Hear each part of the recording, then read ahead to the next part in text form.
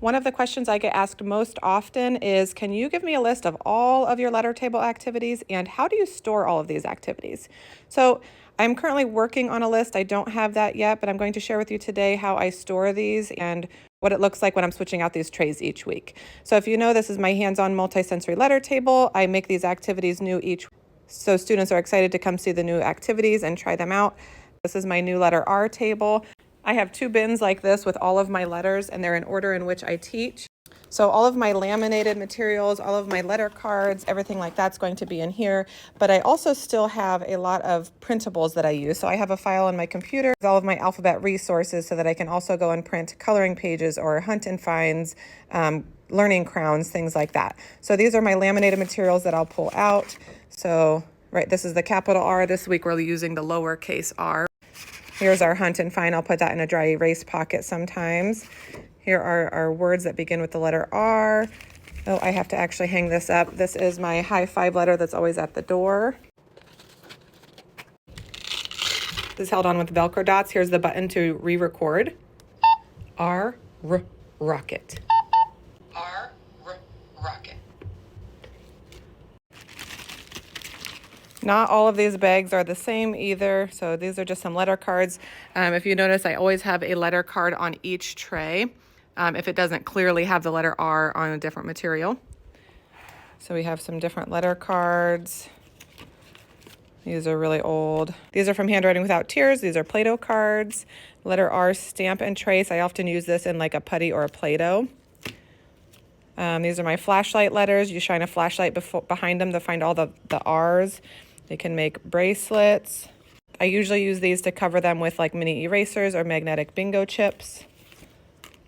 This goes on our Lakeshore learning board. This is a sand letter to trace. There's another one of those, another old sand letter. This is from Handwriting Without Tears and actually has a bumpy texture to it. More letter cards. This one, they can write the letter R. This, they're doing visual discrimination and finding all of the R's.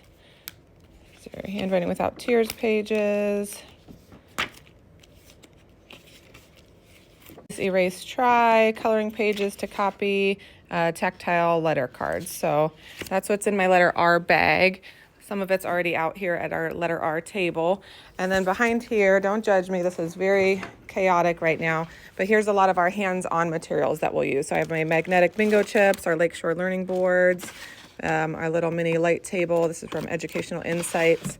Handwriting Without Tears materials, so the mini crayons, the sponges for wet, dry, try, hot dots pen with letters. What's in there? Some Theraputty, Mapman stuff, stickers. We have like sticker letters that we use.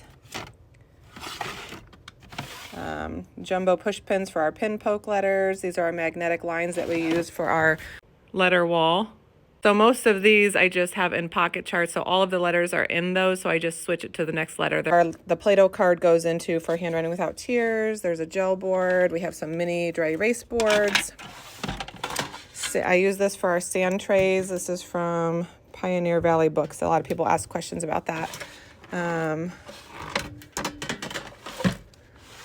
wet, dry, try, some clothespins, and gosh.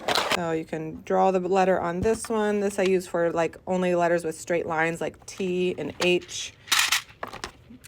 More ways to practice the letters. This you can build a letter with magnetic lines.